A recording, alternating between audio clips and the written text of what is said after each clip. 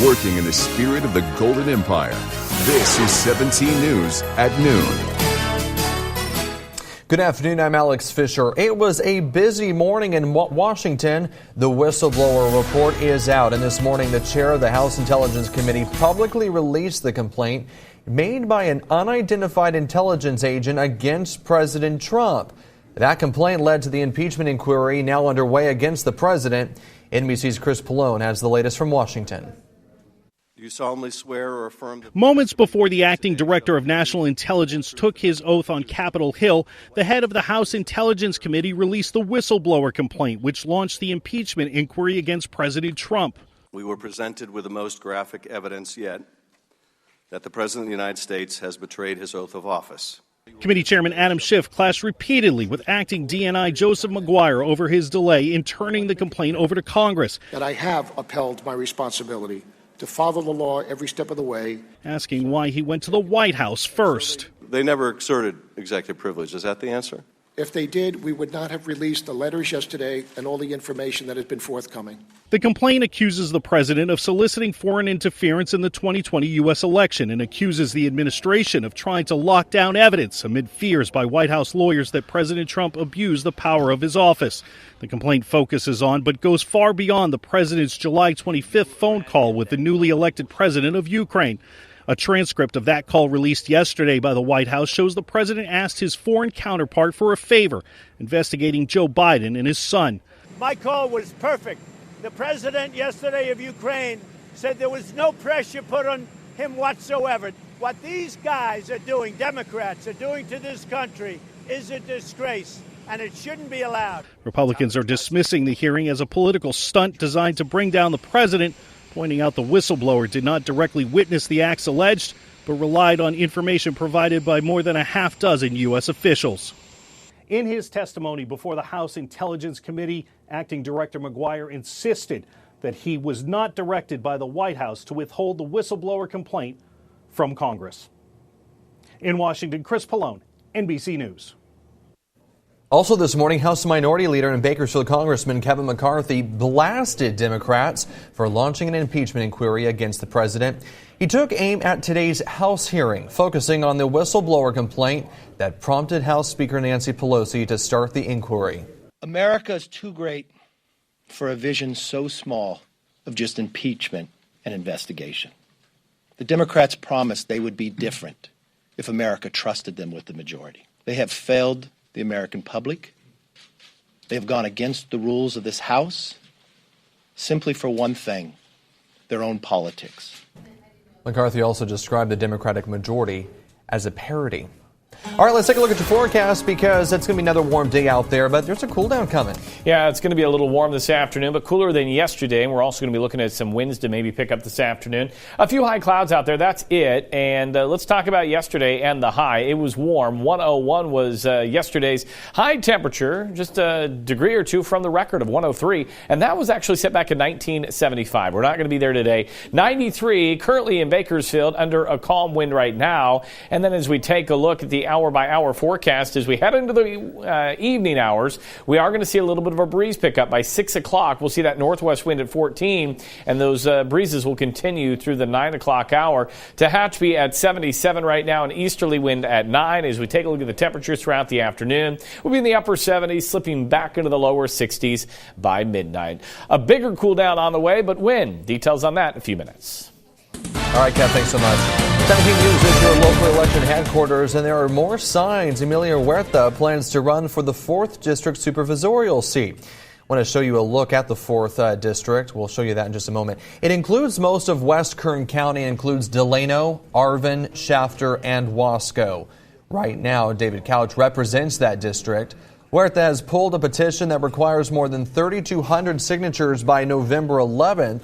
If he wants to avoid paying the filing fee for a candidacy. Huerta is the son of activist Dolores Huerta. He hasn't officially announced he's running, but this move indicates he's pretty serious about it. A family tragedy. A 2-year-old boy from Merced County is dead, killed by his own father, who then turned the gun on himself. And days later, the family of Stephen Ware is still in shock. They spoke with Sarah Sandrick about an email they received on the day of his death, explaining his motivation for the crime. So we took these pictures for his actual first birthday. We had a John Deere themed birthday. Janet Bamford is holding on to precious memories of her grandson, John. She spent all day Thursday with the 2-year-old and then said goodbye to him and her son, Stephen, at the home they all share in rural Merced County on Friday morning. Normally he just blows kisses at me, but that morning my son said, hey, give Grandma a hug and kiss. And I said, okay. And I gave him a hug and kiss. And I said, I see you on Wednesday. And my son goes, Wednesday? And I said, yeah. I said, I'm going to go to the park with my husband. And he goes, oh, okay, well, have a good day. And just like a normal morning, I didn't think anything about that. But the next morning on the way home from Yosemite, she received a gut-wrenching email from her son. It was titled Farewell. And I read the contents and I started screaming, and my husband's like, what? And I'm like, it's bad. I just begged God, please no, please no. And I immediately replied to the email. I said, Stephen, please no, don't do this. Whatever you're doing, don't do this, because I just knew it was bad. Janet called her daughter and told her to contact the Merced County Sheriff's Office, which led to an Amber Alert. But the statewide search came to a tragic end after hunters found the wanted vehicle and both bodies near the family's favorite campground in Tuolumne County Sunday night. I've never expected this from him. I never imagined this from him. He was such a good kid. He was kind-hearted and loved everybody. And Stephen's parents say he became broken while going through a difficult divorce from his wife, Sarah. They describe him as a doting dad who feared he would not be allowed to see his son. I do believe he did have an undiagnosed mental condition problem, and I think it was depression for sure.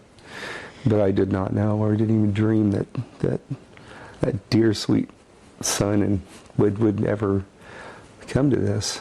The family is now offering heartfelt condolences to John's mother and everyone who loved this little boy. Sarah, I'm so sorry. I know your heart is absolutely crushed. I know she loved her little boy too. I know she's missing an important part of her heart is just ripped out right now. Stephen's mom says other family members got emails like the one she received, so she thinks they were sent automatically. She also added that the family is not trying to make an excuse for the crime Stephen committed. Kern's vaping epidemic is growing. County public health officials confirm a second person is hospitalized with a vaping-related illness. The department won't release any details about either patient. So far, 11 people nationwide have died from this mysterious illness associated with vaping, 2 of them here in California. State health departments in nearly every state tell NBC News they're actively investigating more than 1,000 cases of severe lung illnesses linked to vaping. That is higher than the Centers for Disease Control's official count of 530. It's still not exactly clear what's causing the illnesses. Homelessness is an issue we continue to cover extensively here at KGET. The city of Bakersfield agreed to provide funding for the Kern County Homeless Collaborative. Last night, the city council voted on a memorandum of understanding, also known as an MOU. It calls for the city to give $155,000 every year to the collaborative until 2024. On Wednesday, the county voted to do the same. Right now, the collaborative is a loose network of local agencies, but the new funding will give the collaborative its own executive director, as well as 3 full-time staff members. The council also approved a contract for waste cleanup services and private security.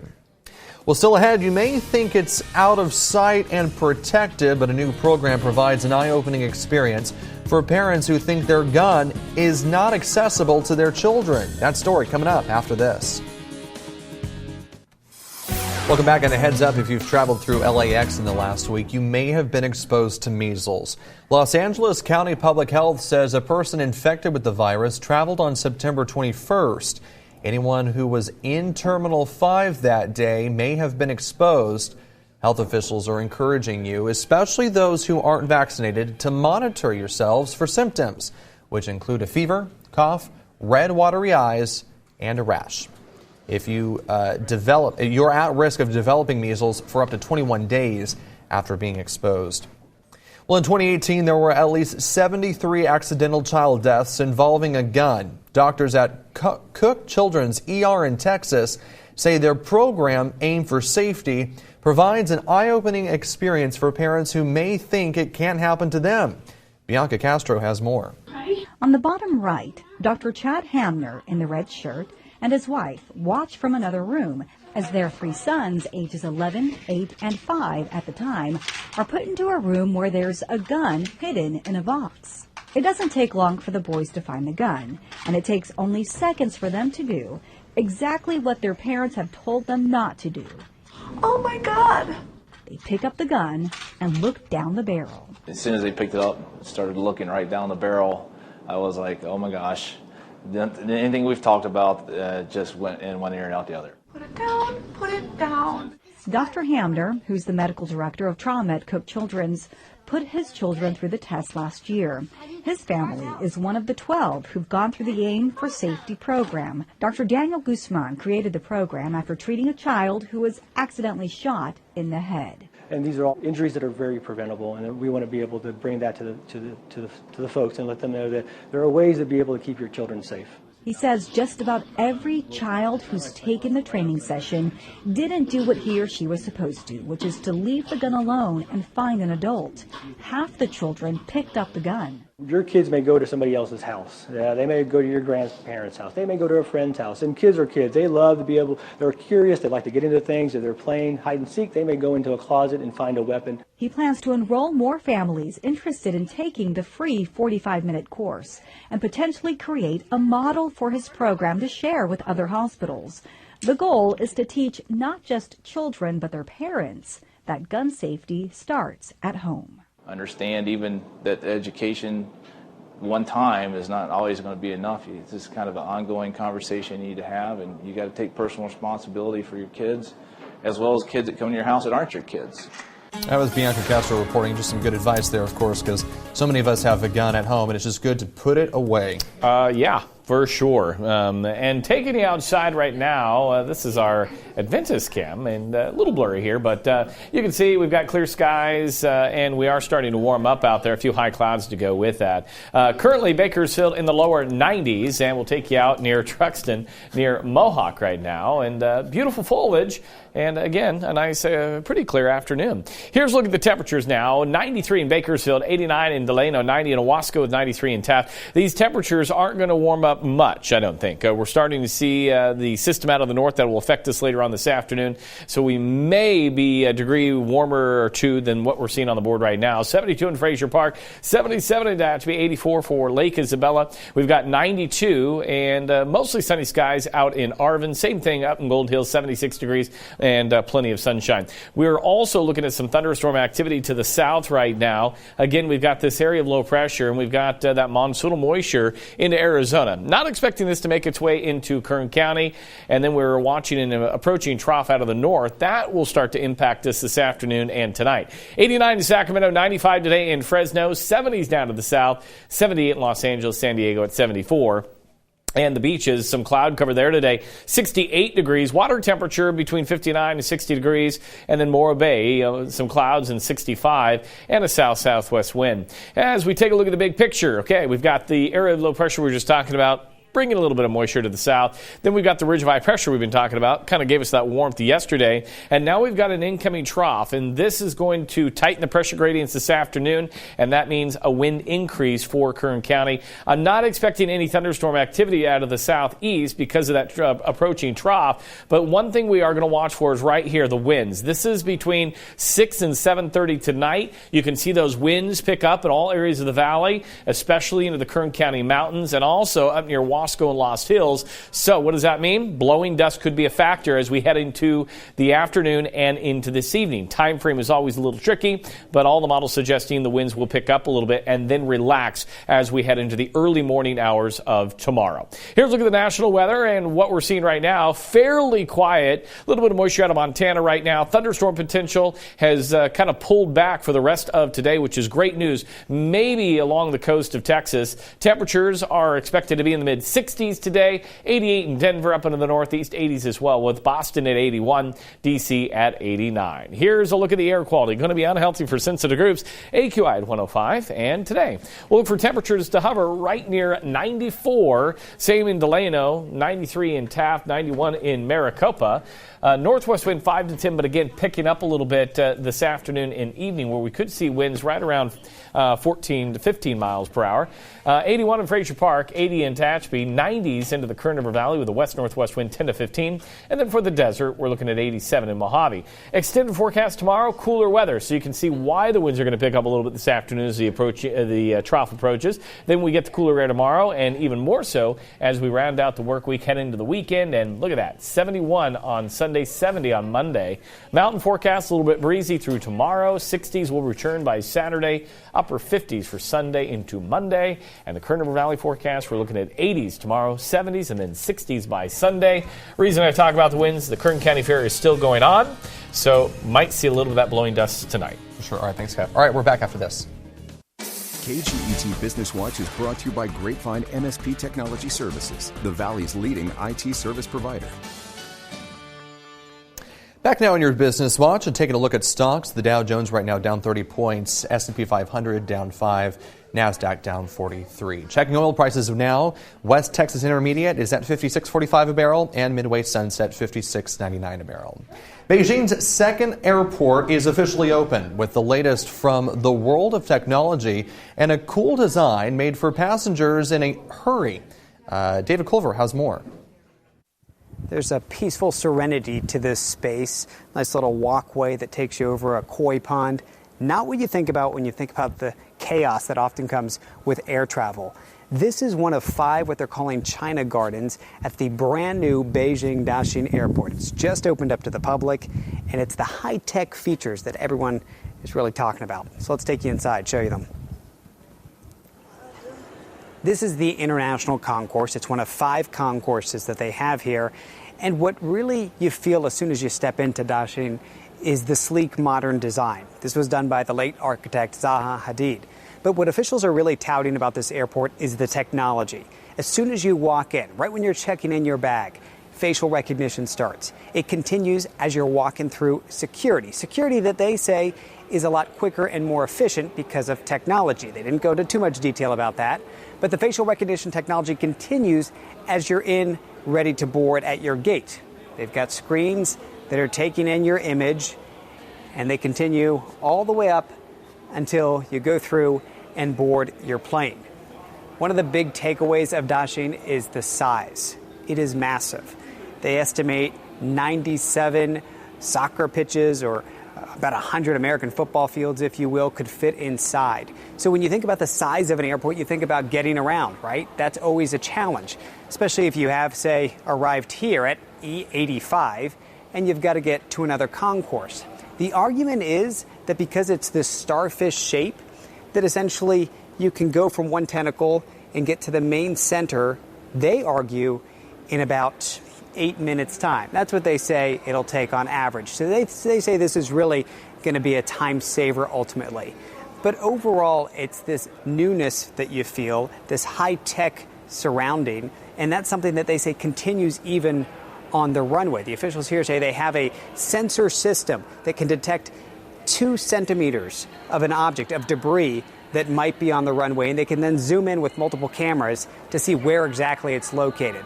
So high-tech is all over this place. All of this coinciding with the 70th anniversary of the founding of Communist China. In fact, to inaugurate this new airport, President Xi Jinping himself was here. He had a crowd that was gathered of dignitaries, a lot of airport officials, as they began this new chapter in air travel right here in Beijing. Ultimately, Beijing is expected to have the most number of air travelers and passengers coming through this city than anywhere else in the world. That was David Culver reporting. Pretty neat. All right, well, it's been 50 years since one of the most popular albums was released. We'll take you down memory lane to Abbey Road. Welcome back. Today marks the 50th anniversary of the release of the Beatles' Abbey Road album. Rick Demigella has more. Come together right now over me. The Beatles' Abbey Road debuted September 26, 1969. In celebration of its 50th anniversary, Giles Martin, son of Beatles producer George Martin, has put together a new mix of the album. Recordings are just that. They're a timestamp. And all we're doing here is we're opening the door to that time and then trying to make it as fresh as possible. He previously crafted new mixes for the anniversary editions of Sgt. Pepper's Lonely Hearts Club Band and the White Album. Because on one hand, you have the don't mess with the legacy. On the other hand, you have the Beatles and the Beatles' attitude, which is you've got to push the boundaries as much as you can. I mean, you know, Paul and Ringo, and indeed Yoko and Olivia, they don't employ me to be safe. They don't want that. I'd like to be under the sea. The album is available in traditional formats, but the holy grail for Beatles fans is the Super Deluxe Edition, featuring 3 CDs, a Blu-ray version presented in Dolby Atmos, 23 session recordings and demos, many of which are previously unreleased, and a 100-page hardbound book with unpublished photos among its many features. It sounds more modern. I think it's also quite a good gateway into the Beatles for a younger generation. Here comes the sun. In Hollywood, I'm Rick Damigella. And more great music is coming to the Kern County Fair tonight. Creedence Clearwater Revisited will perform at the Budweiser Pavilion. The group was founded in 1995 by Stu Cook and Doug Cosmo Clifford, 2 of the founding members of Creedence Clearwater Revival. The pair was inducted into the Rock and Roll Hall of Fame that same year. You can catch the concert tonight at 8 p.m. It's free with fair admission. All right, when we return here on 17 News at noon, a wish granted, how a young local boy fighting cancer had his day made at the Kern County Fair. All right, welcome back. This week at the Kern County Fair, the Bakersfield Fire Department joined with Make-A-Wish Foundation to help a child with a life-threatening medical condition forget about all the pain while enjoying just being a kid at the fair. Yeah? Good to see you. Happy birthday. Thank you. Damon Cruz hopes to be a firefighter one day, but right now he's battling cancer. But this week, firefighters took the soon-to-be 5-year-old for a little fair fun. It's been a while since we've come to the Great Kern County Fair, and, or since we've been out, period. But this is it was very much needed, that's for sure. It's very important to our department that we get to reach out to our community and volunteering whenever we can, and just seeing Damon smile just made it all worth it. Now, this wasn't Damon's big wish, just a little fun in the meantime. His Make-A-Wish dream is to go on a Disney cruise, but you have to be 5 to qualify to be part of the Make-A-Wish, get that wish granted. Then he turns 5 in December, and we're wishing him well. What a fighter, that's for sure, and just keeping that good spirit that he's got. And it looked like he was having a lot of fun out there. So, all right, well, thanks so much for joining us for the news at noon. We'll see you back here for the news at 5. 17 News, your local news leader, continues 24 hours a day on KGET.com and our 17 News app. In the spirit of the Golden Empire, 17 News.